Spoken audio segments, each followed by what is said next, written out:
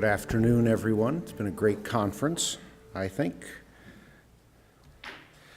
So my name is Peter Smallidge. I'm the New York State Extension Forester, and that allows me to work statewide across New York. I'm based out of from the Cornell campus in Ithaca, and work with private landowners, woodland owners that want to produce something, so tangible production from their land. I work with people that are interested in just kind of casual recreation or the privacy side of woodlands, but my real passion is for people that want to produce something tangible. I got started, my background is almost exclusively in forestry. I'll say I've dabbled in livestock, but certainly Joe and Brett have much more livestock perspective than I do. So I'm very glad that they're here, and you'll see me very quickly dodge any livestock questions and direct them to them.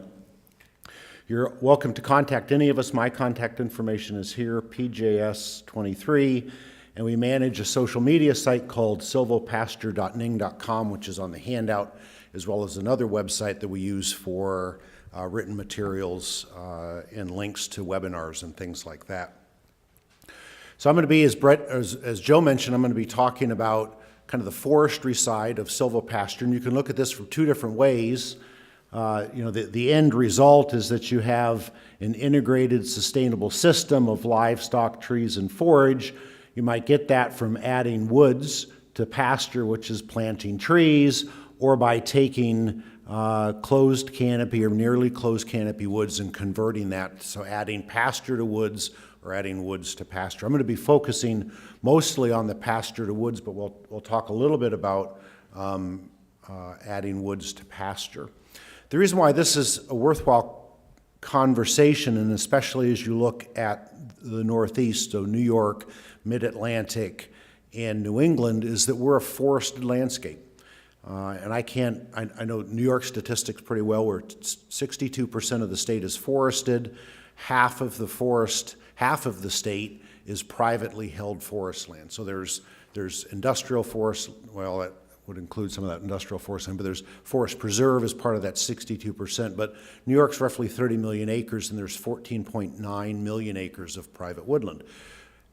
Some portion of that is owned by farmers, and so there's opportunity. And so when you have this kind of opportunity, you think about how might we take advantage of that. And the New England states have higher percentages of forest land than what New York has. And you can see from the map that the green indexes above ground woody biomass, which is code word for forest.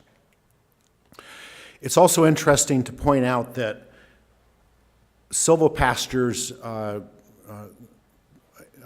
around the world is a reasonably well-established concept. It's not a concept in the Northeast, and we've seen that as we've been working in our, collectively and individually throughout the Northeast, that there's a lot of people that they just don't get it. They think of silvopasture as, if you have some trees and you feed your livestock there, then you have what Joe calls a feedlot with trees, and they call that silvopasture, because silvo means tree and pasture means you're feeding an animal, but it's a more complicated process.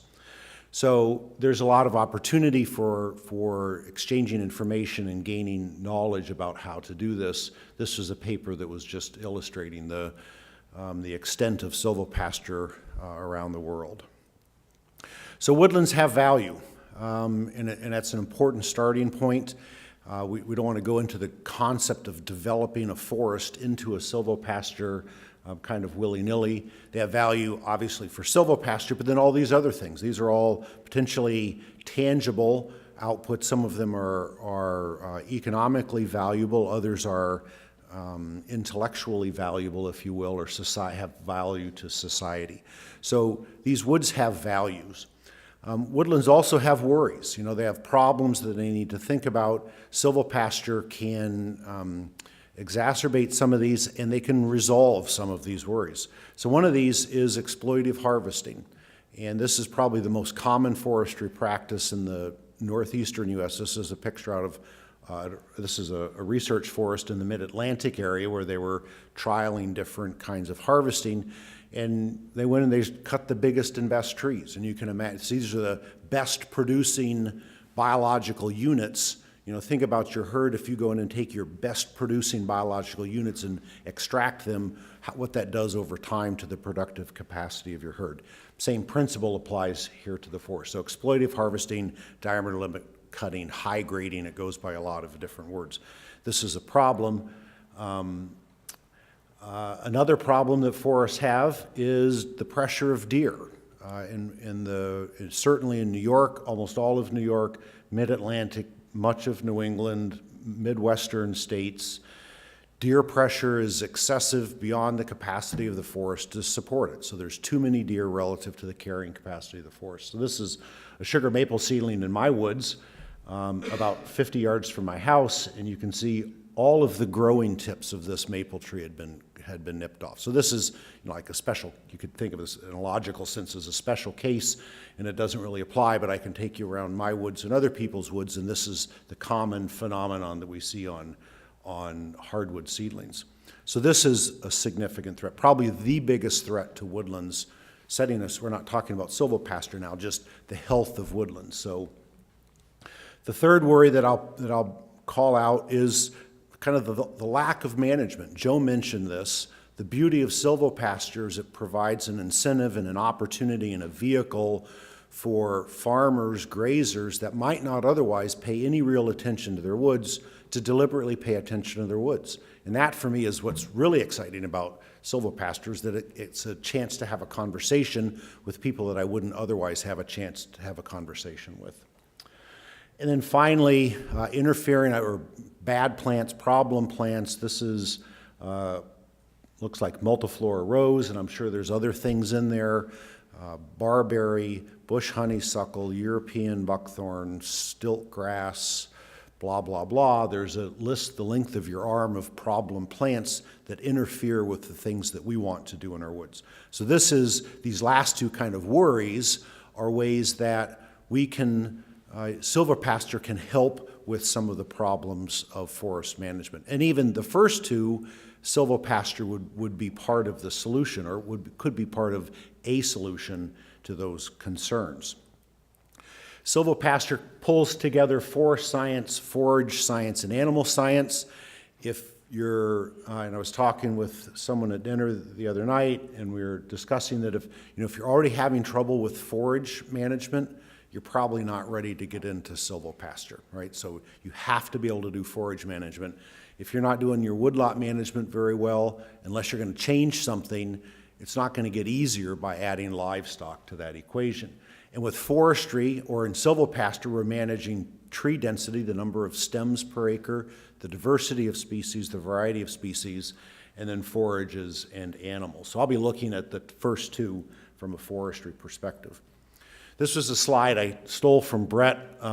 We have, and all of us will say this in different ways. I just show you a picture of it. It's like, do you want to have a big train wreck or a little train wreck? And it's like you see this person looking out the window and they're wondering, what's going to happen in the next 30 seconds to this train. Silvopasture is something that can go wrong quickly if you're not paying attention. There's a lot of moving parts. You can certainly do it. I'm not trying to scare you, but especially if you're doing it alone, it may be well worth your while to start on a very small scale, kind of work the bugs out of the system, rather than starting off on a large scale. So with that as a background, I'm going to talk about three different aspects of forestry. So we'll talk about thinning and site assessment, selection of trees, and working with foresters. And a first caveat is what I'll say is that you need to be able to chew what you bite off. And Joe mentioned this, you go out and you thin or you harvest on some large number of acreage, and you haven't calculated the forage base that your herd needs. And if you this is going to grow something, right? You give in the Northeast, Mid-Atlantic, Eastern U.S. at least, we have enough moisture. If you provide sunlight to the forest floor, something will grow there, and it will probably grow very quickly. And so you have to be in a position that you can take advantage of that. Otherwise, you've now, after this harvest, you've lost a revenue opportunity. And 5 years from now, if you have to go back and try and reclaim this, It'll still cost you some money, but there's no revenue stream to feed that management cost. So it's better to have it planned out in advance so that you can take advantage of the sunlight and the growing conditions and then the needs of your herd. We developed a Silvopasture site assessment tool. You can find it on forestconnect.info, and I've listed the features of that assessment here. And you can read them as well as I can. And what this does, and we talked about this briefly this morning, this is a tool that you can use. You can stand on your property at different points on your property. You can do it alone. You can bring out your local extension educator, your state service forester, public agency service forester, private consulting forester, soil and water, your neighbor, whoever, do it by yourself, and just talk through what's the viability of silvopasture on any given section of land, because not all of your property is going to be equally capable of supporting silvopasture. So each of these has a series of questions associated with it and allows you to score those different attributes. And then you can, if you have a low score, there's some questions about how could you remediate that. In some of the situations on your farm, you can't remediate, and so that's not maybe an area to develop silvopasture. This was a workshop we did. The pictures, you see Karen Bennett on the right from New Hampshire, and we were working with foresters and grazers and agency people, and we had them work through this site assessment tool as part of a workshop. So that's the site assessment. Now we talk about thinning. And I'm going to break this up into kind of looking at the forest, looking at the effects of thinning, and then talking about how to kill trees. What we're going to be using thinning for is two different purposes. One, sunlight in the eastern U.S., sunlight is the most critical environmental variable for plant growth. By and large, we're not moisture limited in the eastern U.S. So the soils typically have enough moisture. What determines who wins and who loses in the forest is about who gets sunlight. And so when we think about forestry, we think about we're not really managing trees, we're managing sunlight. And where does that sunlight go? And that sunlight in the forest, if you look at the forest, there's kind of three dimensions in the forest. You have, at least an upper layer, and then the ground layer. You may have 2 layers or 3 layers of vegetation. And so forestry for silvopasture is going to be thinking about the upper canopy trees, and it may be a low canopy, it may be apples like Joe's talking about, or it may be a high canopy like oak trees or sugar maple, but it's an upper canopy and then forages. When we use the word thinning, we're using that in a very specific way in forestry, or we should be. So if you're talking with a forester, this is the language they should use. We typically think about the development of forest over time. So if we have agricultural abandonment or a clear cut or some event at time zero, the production of the forest, and that could be the wood volume, let's just call it wood volume, or tons per acre, is going to peak and then more or less flatten out. There's an intermediate period in here when we're going to be thinning. And that thinning period may stretch, and I've extended this over 150. This would be a kind of a slow producing forest in the north, in New York. On really good sites, we might get that down to 80 to 100 years. But the point is, in the middle, we're talking about thinning, and this is where we're taking sunlight and we're redistributing sunlight to the best trees, however we define best. It's a sugar bush tree, it's an apple tree, it's a black cherry sawlog tree. So we want to concentrate the growth of that forest, which might be able to grow 3 to 5% per year, and we can decide who gains on that, where the wood is accumulated for that amount of growth. There's a brief period of time where you're going to be regenerating the forest, and this is where silvopasture and forestry gets a bit more complicated, because livestock eat seedlings, right? We know that. And this is the biggest concern that foresters have, and they're always saying, yeah, but. Well, it's yeah, but we need to worry about it. But you may spend your entire life and your career in this phase of the development of the forest and not get to the point where you have to be thinking about regeneration.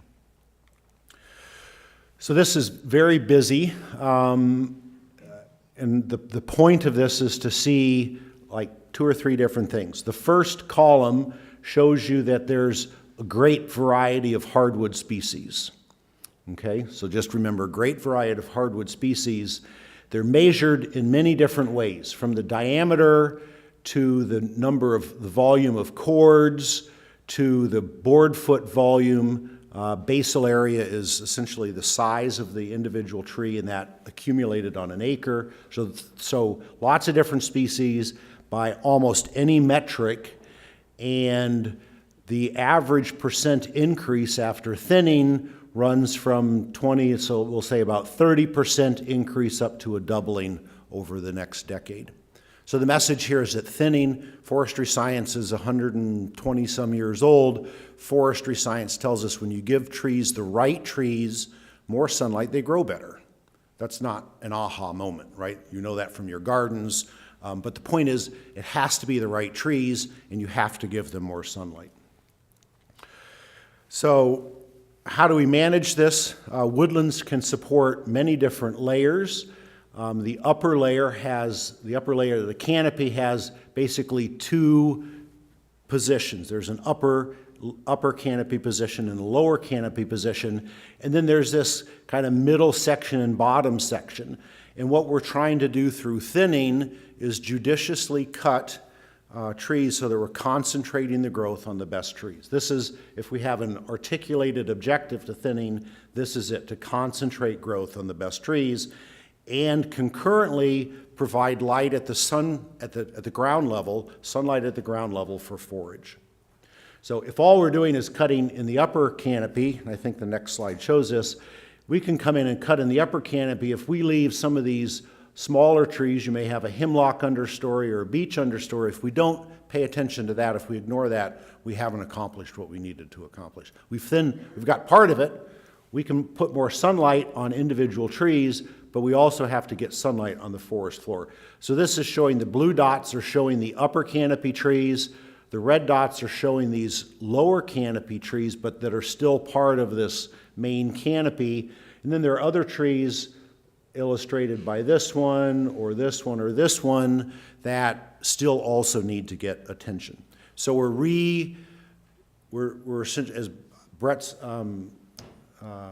description that I like very much is, so these lower canopy trees, and these are all probably the same age. We talked about even age versus uneven age in the field on Wednesday. They're probably all the same age, but they're lower quality. And so they're not valued typically for timber, but they might be valued for firewood. So an individual firewood tree on the stump might be worth, and you could double this or reduce it by half, it might be worth 80 cents or $1 for a firewood tree, which is hard to believe, but that's when you price it out, they're not worth very much. So you can either grow firewood trees or you can grow forage. So it's who gets the sunlight. Remember, we're managing for sunlight. This is another way to look at crown class. This is from Ralph Nyland, who's a silviculturalist at Syracuse. And we have these upper canopy trees. The little hash marks indicate all of these get sunlight. This lower canopy doesn't. And what he's found, and I've found in research, is that the lower canopy trees, you can give them sunlight and they'll grow faster because it's a plant. But their growth response is 1/3 to 1/8 as much as the upper canopy. So this is where you get your bang for the buck in giving these plants sunlight. So the effects of thinning is that you're able to develop a good understory. This is a thinning operation that created a lot of sunlight on the forest floor and a very well-developed understory. The way that works is, let me see if this is the right, yep. So the way that works is through, and the way foresters measure this is they use a concept called stocking, and you all are familiar with stocking because it's something that you'll be thinking about, I assume, with your livestock. And you can have maximum stocking. There's a point that you can only put so many animals onto an acre, and then the animals really start to suffer. So for trees, and if you have small animals, you can get more of them, and if you have larger animals, not so many. Is that a safe statement? Okay. I'm not like a livestock person. You got to shake your head. Okay. Is that a safe statement? All right. All right. Same for trees. Curious, like these biological organisms all have similar patterns. So out here we have lots of trees, but they're fairly small, and we have fewer trees, but they're larger in diameter. So 15 inches in diameter, 10 inches in diameter, and 7 inches in diameter. So this is maximum stocking. And if this is where we start in an unmanaged forest, we'll cut some trees and we'll take the total, we'll reduce the total number of trees. So we go from about 350 trees out here, see 350, down to about 200 trees per acre right here. And this B line is a stocking line where we're optimizing for timber production. For silvopasture, this might be the first entry, and then you would shortly after that probably want to reduce it a little bit further. This is understocked for timber. This is probably about where you want to be for silvopasture. Over time, those trees grow, and you don't get any more trees, right? The number of trees stays the same, but they get bigger. And then you cut it again. So this is an illustration I used for timber. For the second entry, you would probably cut it sooner, and you would cut it harder and bring it down here. But the point is there's a very deliberate quantitative process that we should go through when we're thinning our woods. You can also have undesirable understory development. This is where you go in and you cut the biggest and the best trees, and you leave the runts and the losers behind. This is a forest where you've taken all of the value out. The next harvest might be in 20 or 30 years, and it would have something on the order of 20% of the value as the original harvest. So you've really shot yourself in the foot by doing these kinds of degrading harvests. What can you expect if you do good forestry? This is a simulation of growth, and so what you do is you say at any given year, let's say at 85 years, where you have an unthinned stand, you might be holding about 10,000 board feet per acre. Where you have been thinning it, you might be more like 17,000 board feet per acre.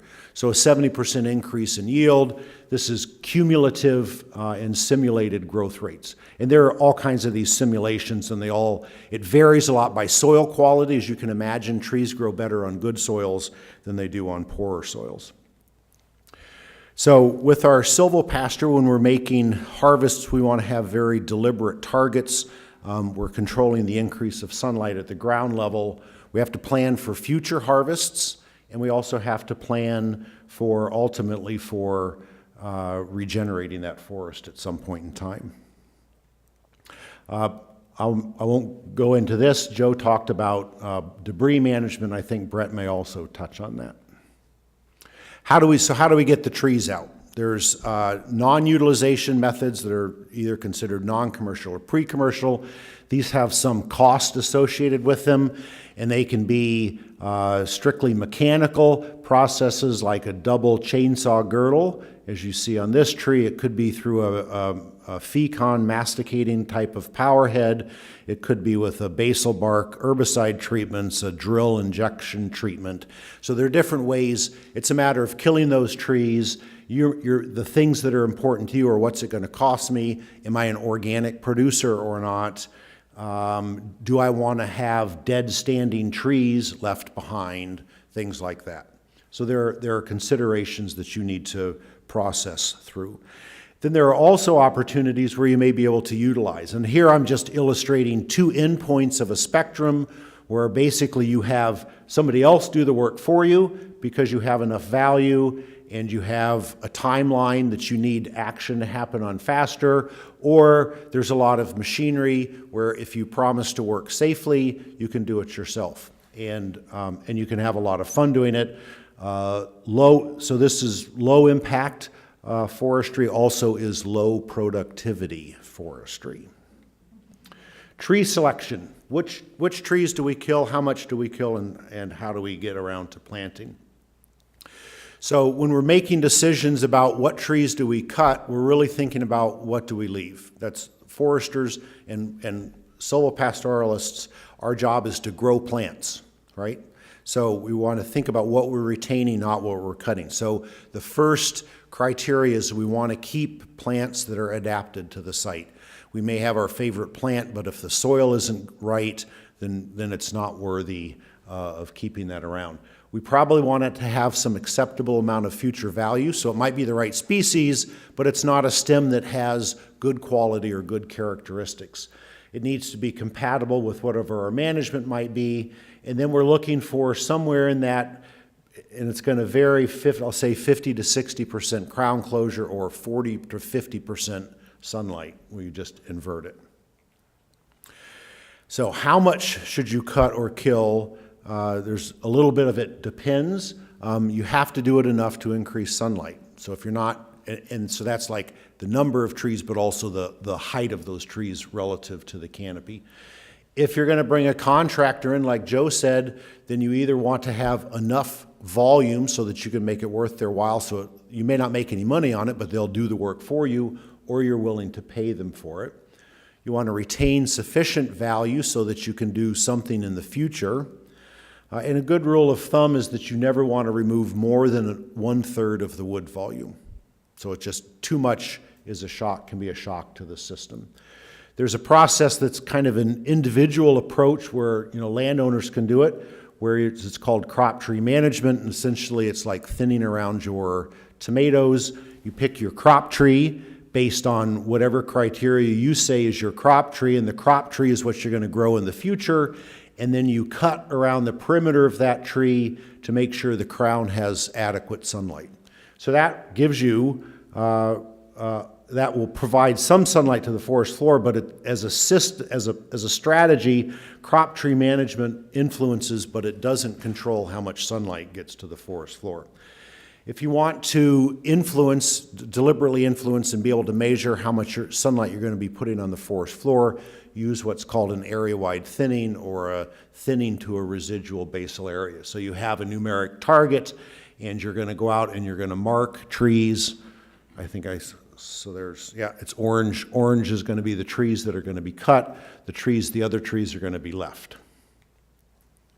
So if you want to work with a forester, and I'd recommend that, the questions that you want to ask, be thinking about what's the future minimum cut that he or she should be asking you is, what are the future minimum cuts?